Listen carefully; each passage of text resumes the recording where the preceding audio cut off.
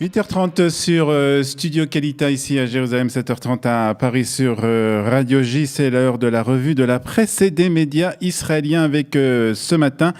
La une de deux quotidiens israéliens de ce matin est consacrée à la fin du mandat de Gadi Eisenkot avec un titre pour le Yediot Aharonot, un titre tout simple. Toda Gadi, merci Gadi.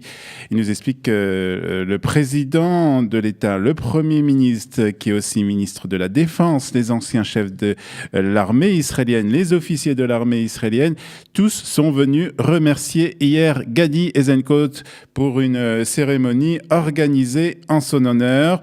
Ils étaient donc tous présents. Il y avait aussi le chanteur Shlomo Artzi qui était lui aussi présent. Il a essayé de faire chanter le chef de l'armée israélienne, le chef sortant de l'armée israélienne. Mais espérons quand même, il nous explique ce matin le Yediot Aharonot que Gadi Eisenkot est meilleur soldat que chanteur. Mais le chef de l'armée était bien accompagné puisque c'est sa petite fille tout juste âgée de 2 ans qui tenait la main de son grand-père, nous explique ce matin le Yediot Aharonot. C'est aussi la photo en première page du quotidien ce matin, le chef de l'état-major sortant avec sa petite fille Rona, tout un symbole.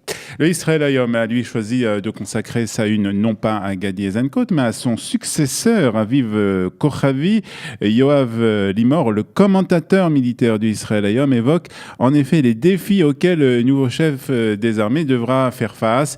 Il devra faire face à l'armement de l'Iran en Syrie, du danger du Hezbollah à la frontière libanaise, de la confrontation face au Hamas dans le sud du pays, du démantèlement des cellules terroristes palestiniennes et puis aussi des problèmes de motivation au sein de l'armée israélienne. Ce sont les défis qu'attendent le nouveau chef de l'armée, Aviv Kochavi, qui rentrera donc en fonction demain. C'est ce que nous explique ce matin Yoav Limor dans le Israël Hayom. Et le Premier ministre a lui aussi remercié le chef de l'état-major de l'armée israélienne au cours du Conseil des ministres hebdomadaires qui s'est tenu hier à Jérusalem. C'est ce que nous explique ce matin le journal Ma'ariv. Benjamin Netanyahu a profité de cette occasion pour faire donc des révélations aussi sur les rapports entre lui et Gadi Eisenkot. Nous avons travaillé ensemble pour déjouer les menaces et renforcer la sécurité d'Israël. Nous avons agi conjointement pour lutter contre la présence iranienne en Syrie et l'armée y a mené des centaines de raids. C'est ce qu'a indiqué dans une déclaration donc en ouverture du Conseil des ministres qui s'est tenu hier à Jérusalem. Déclaration faite donc par Benjamin Netanyahu et qui est reprise ce matin par le Ma'ariv. Et puis il a été encore plus loin dans ses révélations, ajoute ce matin le quotidien Ma'ariv, puisque Benjamin Netanyahu a révélé qu'il y avait juste 36 heures, l'aviation israélienne avait attaqué des entrepôts iraniens renfermant des armes iraniennes. Ça s'est passé donc dans l'aéroport international de Damas. Des révélations donc faites hier par Benjamin Netanyahu et reprises ce matin par le Ma'ariv et par le reste de la presse israélienne. Une menace en moins, c'est le titre du Yediot Aharonot pour nous apprendre que le dernier tunnel construit par le Hezbollah à la frontière libanaise a été détruit par l'armée israélienne. Le 6e et le plus large tunnel allant du Liban à Israël a été découvert samedi après-midi et l'armée œuvre à le détruire comme elle a éliminé la menace que représentant les 5 autres tunnels, a affirmé un porte-parole de l'armée israélienne, un communiqué qui est repris ce matin par le Yediot Aharonot. Le Israël Hayom nous rappelle que l'armée israélienne avait lancé le 4 décembre dernier une opération anti-tunnel à la frontière libanaise surnommée Bouclier du Nord. Les tunnels devaient servir au Hezbollah à enlever ou assassiner des soldats ou des civils israéliens et envahir une partie du territoire israélien. Après donc 6 semaines, l'armée israélienne a affirmé avoir donc découvert la totalité des tunnels creusés par le Hezbollah, mettant fin à cette opération, mais les déclarations de l'armée israélienne ne rassurent pas les habitants du Nord.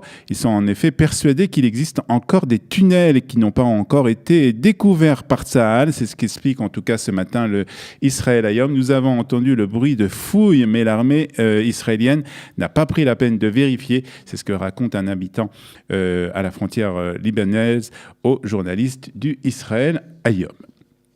Le Haaretz a lui choisi un titre lié aux élections législatives du 9 avril prochain pour sa une.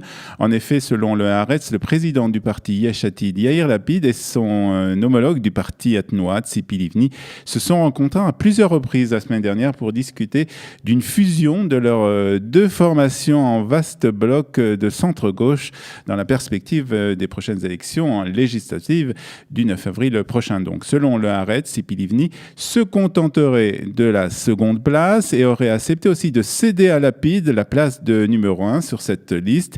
Si elle est créée, Lapid et Livni espèrent ainsi attirer sur cette même liste l'ancien chef de l'état-major de l'armée israélienne, Benny Gantz, qui a créé, que je vous rappelle, son propre parti qui s'appelle Chosen les Israël. Ce matin, Yair Lapid a démenti cette information sur les ondes de la radio israélienne. Et puis, autre révélation concernant ces élections législatives, révélation faite ce matin par le Israël Hayom, puisqu'il nous apprend que les responsables du parti Abayit HaYehudi ont demandé à la ministre de la Justice, Ayelet Shaked, d'être à la tête de ce parti.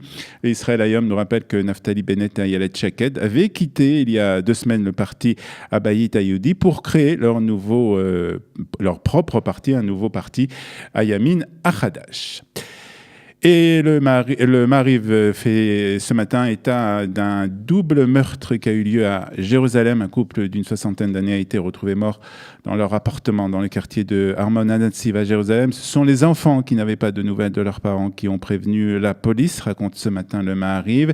Les policiers ont défoncé la porte pour pénétrer dans l'appartement. Ils ont trouvé les corps de 2 sexagénaires avec des signes de violence. Et nous terminons cette revue de la presse et des médias israéliens par le chiffre du jour, chiffre que l'on trouve ce matin dans l'Israël Hayom, 4,1%, c'est le taux de chômage pour 2018. L'Israël Hayom ajoute que c'est le taux le plus bas de chômage depuis la création de l'État d'Israël. Voilà, c'est la fin de cette revue de la presse et des médias israéliens depuis Studio Kalita à Jérusalem.